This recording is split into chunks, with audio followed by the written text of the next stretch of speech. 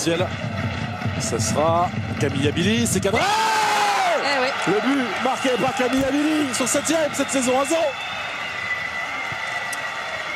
C'est platinien, Cécile. Ah oui, c'est très bien tiré.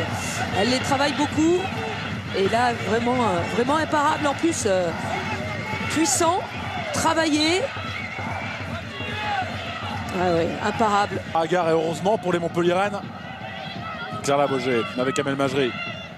Petit centre d'Amel Majri au deuxième poteau. Et le but comme à la parade. Julie Le Sommer, la meilleure buteuse de ce championnat. C'est sa 11e réalisation déjà de 0. On va voir sur ce formidable centre et Eugénie Le Sommer qui passe devant Sakina Karchaoui. Ouais, grosse faute de marquage, Cécile. Ouais. Tout à fait. Après, pour l'instant, où ça pêche, c'est sur ces passes un petit peu décisives, ces dernières passes. Ces passes à une touche de balle. Attention, Wendy Renard qui a été trompé par Anouk Decker. La réduction de l'écart, bien fait de la part de la Néerlandaise. En très grande difficulté, Anouk Decker depuis le début de cette rencontre. Ça fait 2-1. Anouk Decker qui inscrit son 2e but cette saison. Très grosse erreur de Wendy Renard.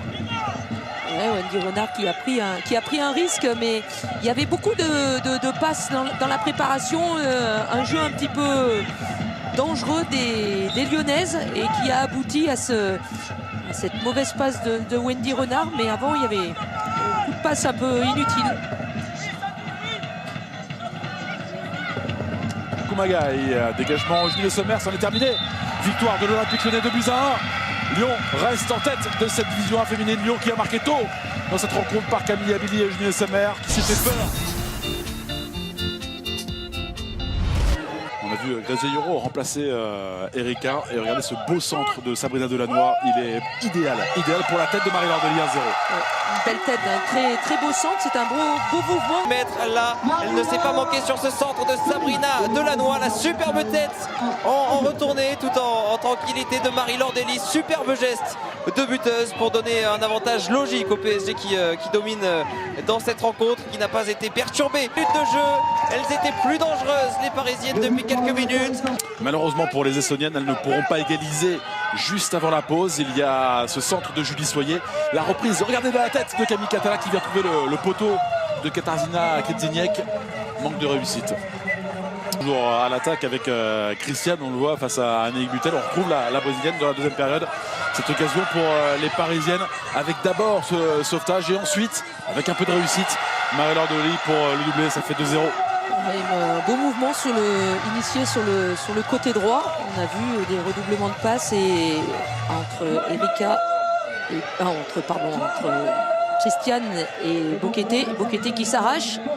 Et puis Marie-Laure Delis à la finition.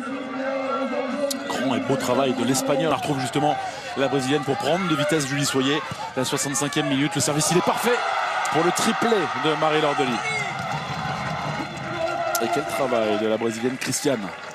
Christiane, on le sait, quand elle joue simplement, arrive à distiller de très bons ballons. Et là, on le voit, la prise de vitesse et le centre parfait pour Marie-Laure Delis.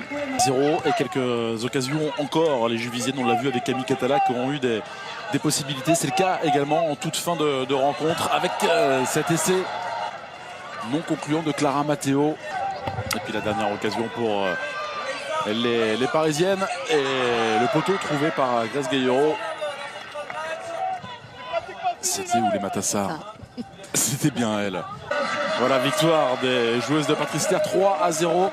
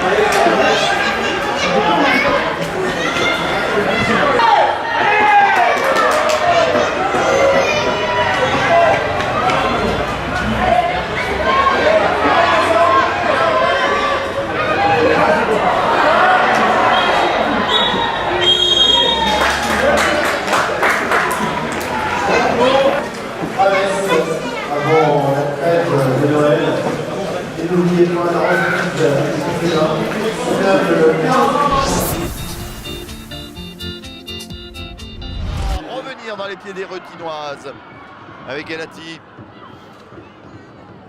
Attention à Cancé, oui, bon tacle de Montaigu, bien sorti. Noiran, il n'y a pas de hors-jeu. Noiran à hauteur de la surface et c'est l'ouverture du score après une demi-heure de jeu.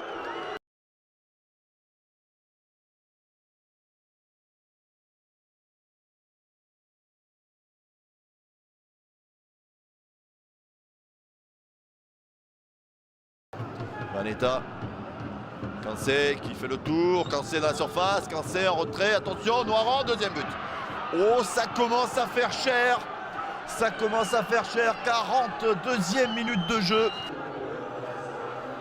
Ah, ça va être difficile, ça va être très difficile pour revenir. Il va falloir faire une deuxième mi-temps exceptionnelle. Elles n'ont pas su marquer quand il le fallait, les Bordelaises, elles ont eu les situations.